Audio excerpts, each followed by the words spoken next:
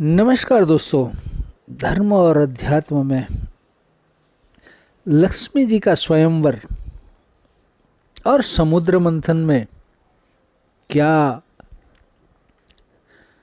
समन्वय है और क्या चीज साम्य है, ये घटना कैसे घटित हुई।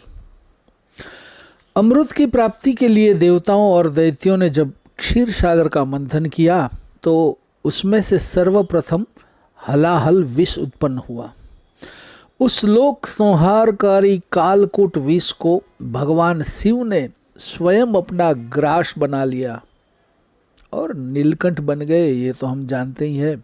इस प्रकार भगवान शंकर की बड़ी भारी कृपा होने से देवता, असुर, मनुष्य तथा संपूर्ण त्रिलोकी की उस समय कालकूट विष से रक्षा हो गई। तदनंतर जब पुनः समुद्र मंथन आरंभ हुआ तब समुद्र से देव कार्य की सिद्धि के लिए अमृतमयी कलाओं से परिपूर्ण चंद्रदेव प्रकट हुए। इसके बाद पुनः मंथन प्रारंभ करने पर देव कार्यों की सिद्धि के लिए साक्षात सुरभि कामधेनु गाय प्रकट हो गई। उन्हें काले, श्वेत, पीले, हरे तथा लाल रंग की सैकड़ों गायें घेरे हुए थी। देवताओं को और दैत्यों ने भगवान शंकर की प्रसन्नता के लिए वे सब गौएं ऋषियों को दान कर दी। तत्पश्चात सब लोग बड़े जोश में आकर क्षीर सागर को पुनः मथने लगे। तब समुद्र से कल्पवृक्ष, पारिजात, आम्र और संतान, ये 4 दिव्य वृक्ष प्रकट हुए। उन सबको एकत्र रखकर देवताओं ने पुनः बड़े वेग से समुद्र मंथन आरंभ किया। इस बार के मंथन से रत्नों में सबसे उत्तम रत्न कौस्तुभ प्रकट हुआ, जो सूर्यमंडल के समान परम कांतिमान था। देवताओं ने उसे भगवान विष्णु की सेवा में भेंट कर दिया।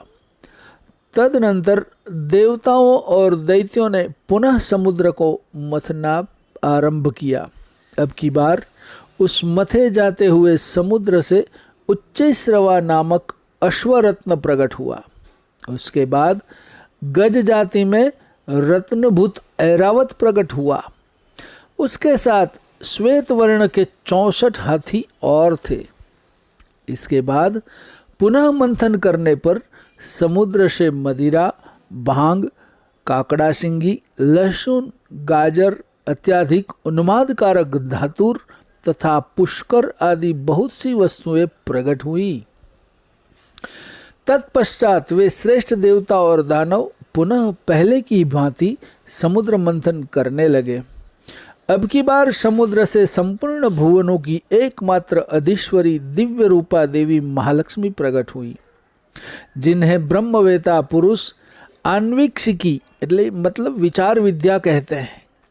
इन्हें ही मूल विद्या, वाणी, ब्रह्म विद्या, रुद्धि, सिद्धि, आज्ञा, आशा, वैष्णवी माया और भगवान की योग माया भी कहते हैं। देवताओं ने देखा देवी महालक्ष्मी का रूप परम सुंदर है। उनके मनोहर मुख पर स्वाभाविक प्रसन्नता विराजमान है। हार और नुपुरों से उनके श्री अंगों की बड़ी शोभा हो रही है। मस्तक पर छत्र तना हुआ है। दोनों ओर से चंवर डूल रहे हैं। जैसे माता अपने पुत्रों की ओर स्नेह और दुलार भरी दृष्टि से देखती हैं, उसी प्रकार सती महालक्ष्मी ने देवता, दानव, सिद्ध, चारण और नाग आदि संपूर्ण प्राणियों की ओर दृष्टिपात किया। माता महालक्ष्मी की कृपा दृष्टि पाकर संपूर्ण देवता उसी समय श्री संपन्न हो गए और राज्याधिकारी के शुभ लक्षणों से संपन्न दिखाई देने लगे। तदनंतर देवी लक्ष्मी ने भगवान मुकुंद की ओर देखा। उनके श्रीअंग तमाल के समान श्याम वर्ण थे।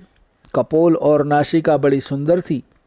वे परम मनोहर दिव्य शरीर से प्रकाशित हो रहे थे। उनके वक्षस्थल में श्रीवत्स का चिन्ह सुशोभित था। भगवान के एक हाथ में कौमुद की गदा शोभा पा रही थी। भगवान नारायण की उस दिव्य शोभा को देखते ही लक्ष्मी जी आश्चर्यचकित हो उठी और हाथ में वनमाला लेकर सहसा हाथी से उतर पड़ी। देवी ने वह सुंदर वनमाला परम पुरुष भगवान विष्णु के कंठ में पहना दी और स्वयं उनके वाम भाग में जाकर खड़ी हो गई। यही था लक्ष्मी जी का स्वयंवर। दोस्तों, कितनी सारी चीज़ें समुद्र मंथन से निकली, और ये समुद्र मंथन से निकली हुई लक्ष्मी वो भी श्री हरि के कंठ में वनमाला डालकर उसके वाम भाग में जाकर खड़ी हो गई। तो ये था समुद्र मंथन में से प्राप्त लक्ष्मी जी, और उसके बाद हुआ उनका स्वयंवर, उसकी कहानी।